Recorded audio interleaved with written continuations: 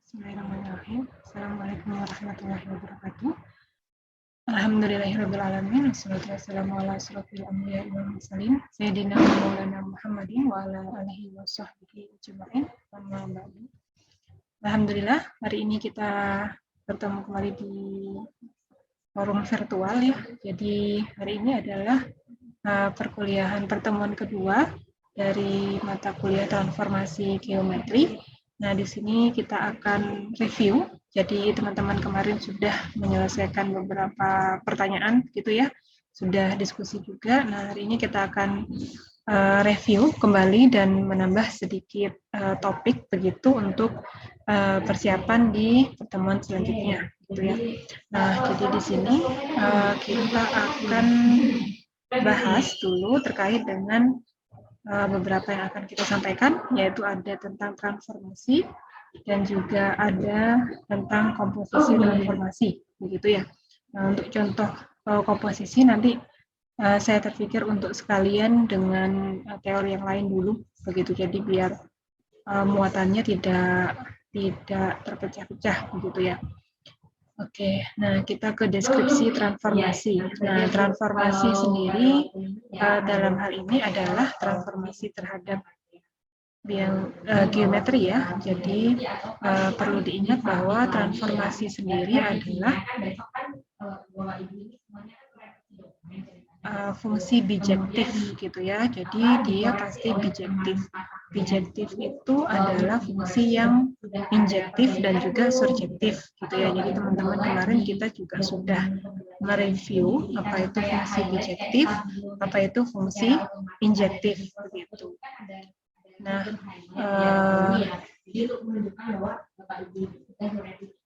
untuk fungsi transformasi sendiri dia adalah fungsi yang bijektif begitu ya. Dan teman-teman bisa diingat kembali di sini saya tuliskan bahwa fungsi injektif itu kita fokus pada himpunan yang ada di bidang domain gitu ya. Mereka harus punya pasangan yang berbeda di kodomain. Sedangkan untuk surjektif itu kita fokusnya di setiap anggota kodomain, di mana setiap anggota kodomainnya punya pasangan yang ada di domain gitu ya, dan tentu saja mereka adalah fungsi gitu. Nah, contoh transformasi di sini yang mungkin teman-teman sering temui ya. Jadi saya ambil kasus translasi di sini. Jadi translasinya misalkan dari pemetaan dari suatu pemetaan T dalam bidang koordinat kartesius ya, yang memetakan titik X, Y ke bidang kartesius juga sejauh 2 ke kanan dan 1 ke atas. Atau kita tuliskan bahwa transformasinya adalah 2,1. Nah, kita mau cek nih, apakah benar kalau kita klaim bahwa T 2,1 itu adalah suatu transformasi, gitu ya. Nah, berarti pertama kita periksa apakah T sendiri itu adalah fungsi yang injektif. Fungsi yang injektif, berarti injektif itu adalah kita fokus pada domainnya. Ya. Nah, jadi misalkan ada titik A, X, Y yang merupakan suatu titik pada bidang kartesius dan juga ada titik lain yaitu D, titik B, S, T yang juga merupakan titik pada bidang kartesius yang kita klaim berbeda dengan titik A. Sehingga X tidak sama dengan S dan juga Y tidak sama dengan T. Nah, sehingga petanya atau hasil pemetaannya, jika A aksen adalah hasil peta dari A, maka A aksen ini adalah X ditambah 2 dan koordinat Y-nya adalah Y ditambah 1. Karena dia tadi dipetakannya sejauh 2 ke kanan, berarti kan sumbu X ya, kanan kiri, kemudian 1 ke atas, berarti sumbu Y-nya atas bawah 1. Nah, B aksen sendiri adalah hasil peta dari B, sehingga B aksennya adalah S plus 2 dan T plus 1. Nah, kita mau menunjukkan kalau misalkan A aksen ini sama dengan B aksen, maka X sama dengan S dan Y sama dengan T, gitu ya. Kalau A aksen sama dengan tidak sama dengan B aksen, berarti X tidak sama dengan S dan Y tidak sama dengan T. Tapi di sini saya ambil yang A aksen sama dengan B aksen, maka saya harus mendapatkan kesimpulan nanti X sama dengan S dan Y sama dengan T. Sehingga saya bisa menyimpulkan bahwa fungsinya adalah fungsi injektif, gitu ya. Nah, sekarang kita lihat lagi bahwa A aksen sama dengan B, sehingga X plus 2 ditambah, X plus 2, Y plus 1 sama dengan S per 2, T plus 1, gitu ya. Sehingga kita dapat X, S sama dengan S, T. Jadi, teman-teman bisa pisah koordinat X yang awal, jadi X plus 2 sama dengan S plus 2. Jadi ketika kita kurangkan 2 kedua ruas, jadi X sama dengan Y. Begitu juga, jadi X sama dengan S, begitu ya. Begitu juga dengan yang koordinat Y-nya ini. Gitu. Sehingga kita bisa simpulkan bahwa karena ketika A aksen sama dengan Y aksen, kita mendapatkan bahwa X, Y sama dengan S, T, yang artinya bahwa X sama dengan S dan Y sama dengan T, kita simpulkan bahwa T-nya adalah pemetaan dalam T, tadi itu adalah injektif, gitu ya. Oke, kalau mau menunjukkan transformasi, berarti kita harus tunjukkan satu lagi, bahwa dia adalah surjektif, gitu ya. Nah, pembuktian ini sama ya dengan soal latihan teman-teman yang ada di penugasan 1. Jadi, bisa diperiksa kembali apakah sudah dibuktikan secara injektif dan surjektif untuk menyimpulkan apakah fungsi yang ada adalah transformasi, gitu ya. Kalau jawaban yang kemarin transformasi harusnya. Nah, sekarang kita lihat apakah dia lolos uji surjektif, gitu ya. Nah, di uji surjektif ini berarti kita misalkan ada titik, gitu ya, di bidang kartesius sehingga dia punya peta, yaitu A aksen. Nah, akan ditunjukkan bahwa untuk semua A aksen, ada A pada bidang kartesius sehingga TA sama dengan A aksen, gitu ya. Jadi untuk siapapun A aksennya yang kita pilih, dia pasti punya prapeta, gitu ya, punya prapeta dengan persamaan TA sama dengan A aksen. Nah, kita periksa kembali, perhatikan bahwa TA itu sama dengan T, X, Y, karena A-nya adalah sebuah titik ya, titik X, Y, sehingga ketika kita transformasikan dengan aturan T, maka hasilnya adalah X plus 2 dan Y plus 1. Nah, ini sendiri sama dengan A aksen, gitu ya. Sehingga kita bisa mendapatkan bahwa pasti ada A aksen yang merupakan hasil peta dari suatu titik di bidang kartesius. Nah, kita juga bisa periksa atau mereview kembali pembelajaran di Euclid ya. Jadi, dengan memperhatikan bahwa pada bidang kartesius pasti ada peta dari suatu titik tertentu, artinya titik-titik di koordinat kartesius itu korespondensinya satu-satu, sehingga kita bisa melihat bahwa pasti ada untuk sembarang A aksen itu pasti ada titik awal yang merupakan prapeta dari A aksen itu. Sehingga bisa kita simpulkan kalau pemetaan P ini tadi juga surjektif. Ya. Nah, karena dia surjektif dan juga injektif, maka aturan pemetaan yang ini tadi di soal awal dipindahkan sejauh 2 ke kanan dan 1 ke atas adalah suatu transformasi, gitu ya. Nah, jadi untuk membuktikan suatu fungsi itu transformasi atau bukan, teman-teman cukup menunjukkan bahwa fungsi itu memenuhi syarat fungsi injektif dan juga syarat fungsi surjektif.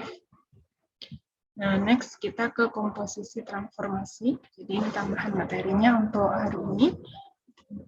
Kita ke definisinya dulu ya. Jadi tidak berbeda jauh dengan komposisi pada umumnya. Jadi di transformasi kita juga bisa mengalihkan kedua fungsi gitu ya. Jadi misalkan di sini ada transformasi F dan juga ada transformasi G. Di mana ring dari F itu adalah domain dari G. Ya, maka hasil kali dari komposisi GF ini berarti G komposisi F, atau ditulis lengkapnya adalah dengan tanda simbol bundaran gini ya. Jadi G bundaran F adalah pemetaan untuk setiap titik P. Jadi P ini adalah titik yang ada pada domain F, gitu ya. Sehingga kalau misalkan saya ilustrasikan nih pada suatu himpunan gitu ya, ada suatu himpunan, kemudian ada himpunan kedua, di mana saya petakan antara himpunan pertama dengan himpunan kedua, gitu ya. Nah, di sini ada fungsi F yang memetakan P ke FP.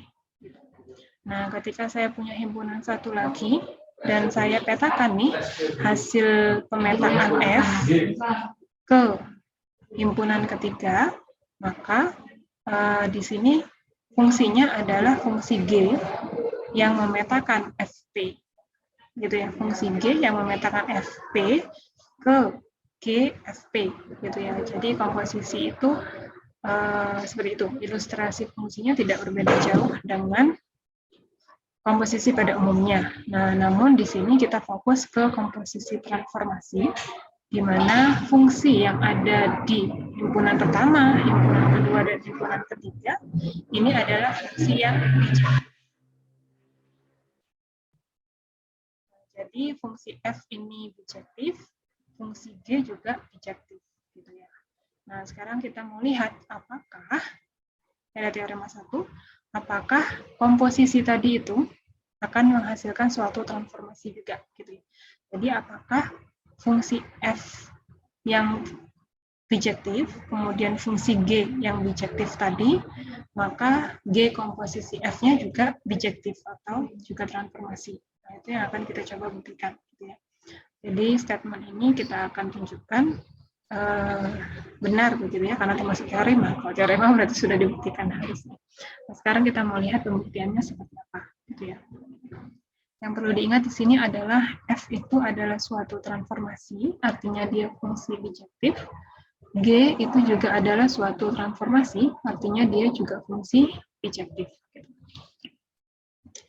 Di sini ada 3 poin yang harus kita periksa ya. Jadi, apakah hasil komposisinya nanti itu tetap pada domain dan ring yang awal gitu ya, jangan sampai dia berpindah misalkan dari domain kartesius akhirnya pindah ke domain kompleks gitu. Nah, itu tidak bisa kita terima, sehingga kita harus pastikan dulu bahwa domain dan kodomain yang ada yang bermain di G komposisi F ini juga dalam suatu bidang gitu ya. Kemudian kita baru menunjukkan bahwa G komposisi F-nya surjektif dan G komposisi F-nya itu adalah injektif. Nah, kita coba ke pembuktian pertama dulu gitu ya. Jadi ini yang mau kita buktikan. Nah, di poin A, ini kita mau menunjukkan bahwa G komposisi F itu adalah fungsi dari atau transformasi gitu ya, lebih pastinya.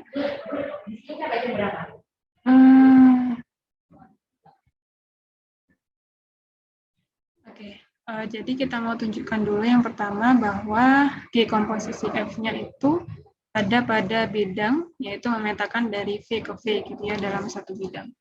Nah, perhatikan bahwa F-nya adalah fungsi transformasi, sehingga F itu memetakan dari V ke V, ya kan? Dan misalkan ada X elemen V, maka ada Y elemen V, sehingga Fx-nya itu sama dengan Y, di mana X dan Y-nya itu adalah sama-sama di domainnya V, gitu ya. Jadi dari V ke V. Nah, G-nya juga itu adalah suatu transformasi. Berarti dia pasti memetakan dari V ke V juga. Jadi ketika ada Y elemen V, maka ada Z elemen V. Jadi Y elemen V-nya ini tadi kan ring dari fungsi f ya. Jadi ring dari fungsi f. Teman-teman ingat kalau komposisi itu kita bermain di bermain di komposisi domain dan kodomain gitu ya, di domain dan ring. Jadi Y elemen V ini adalah domain dari G, fungsi G. Nah, namun Y elemen V ini juga dan Y elemen V ini juga ring dari fungsi F gitu ya. Jadi ketika Y elemen V maka ada Z elemen V sehingga GY sama dengan Z. Nah, sehingga ketika kita memilih Z itu sama dengan GY, ya kan? Kita balik gitu ya. Jadi kita mau lihat apakah hasilnya ini, hasil transformasi itu juga ada di V gitu ya. Jadi kita lihat bahwa Z sama dengan GY sama dengan G. Y sendiri adalah Fx gitu ya. Y sendiri adalah Fx. Kemudian G komposisi F, X. Kan definisi dari transformasi di awal ya. Nah, sehingga kita bisa memastikan bahwa karena Z ini adalah ada di bidang V gitu ya, karena Z ini adalah ada di bidang V, maka G komposisi F, hasil dari G komposisi F sendiri itu ada di V gitu ya. Jadi pemetaan dari F ke G dan dari himpunan pertama ke himpunan kedua dengan fungsi F dan himpunan kedua ke himpunan ketiga dengan fungsi G, atau G komposisi F adalah fungsi yang memetakan dari V ke V, gitu ya, dari bidang V ke bidang V juga. Karena X awalnya tadi, ini X awal yang kita ambil di fungsi F, itu adalah ada di bidang V, dan Z hasil akhirnya tadi juga ada di bidang V. Gitu ya, dengan alasan F sendiri adalah transformasi, dan G sendiri adalah transformasi.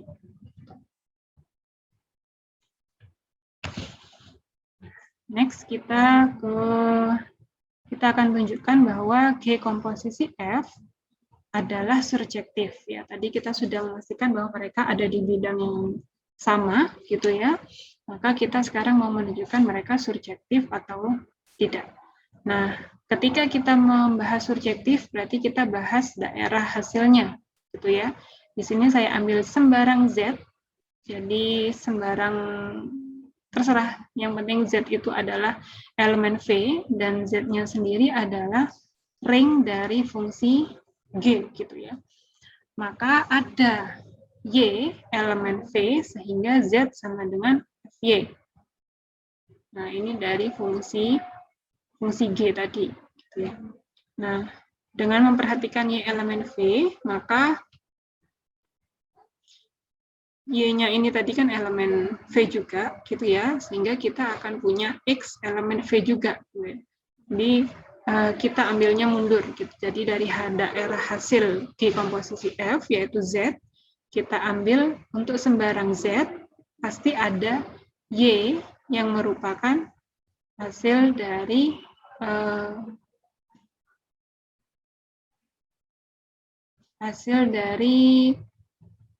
komposisi hasil dari fungsi G gitu ya. Nah, Y sendiri ini adalah hasil dari fungsi F gitu. Sehingga untuk sembarang Z pasti ada X di awal gitu ya. Jadi di sini saya tuliskan dari Z tadi itu sama dengan Z-nya adalah GY gitu ya. Y sendiri adalah F aksen. Oh, sorry, ini saya salah tulis di atas nih. Sebentar.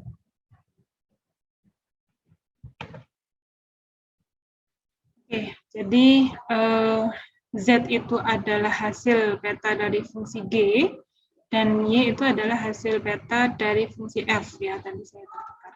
Nah, sehingga kita dapat bahwa Z itu adalah hasil peta dari Y, sedangkan Y sendiri itu adalah hasil peta dari fungsi F terhadap X, maka bisa kita tuliskan G komposisi Fx dari definisi komposisi.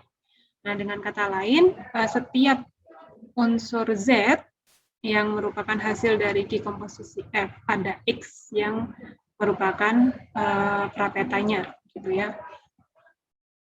Nah, sehingga kita bisa simpulkan bahwa G komposisi F-nya adalah surjektif.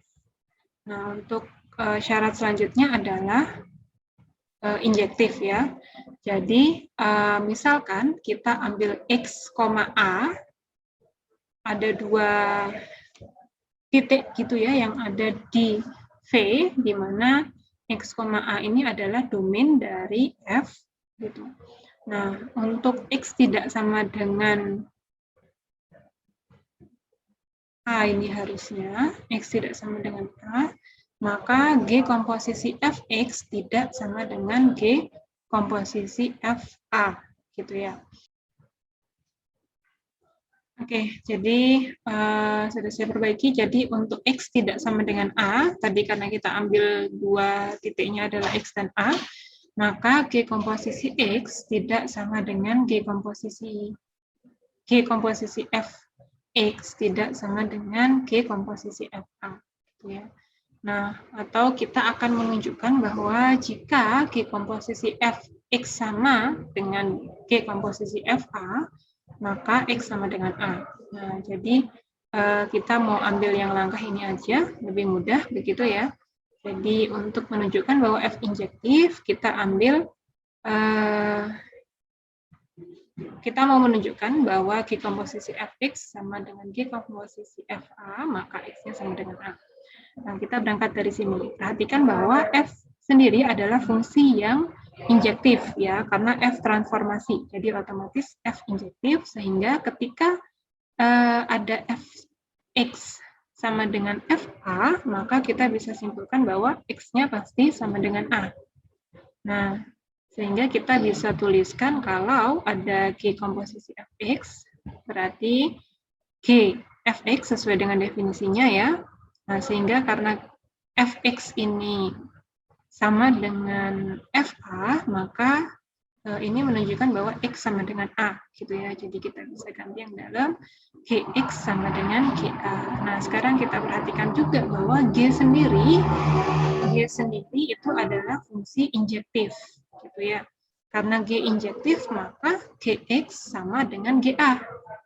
Nah, mengakibatkan X sama dengan A, gitu ya. Jadi karena mereka injektif, jadi kita punya keuntungan gitu ya untuk menyimpulkan dengan cepat bahwa Gx sama dengan Ga berakibat pada X sama dengan A.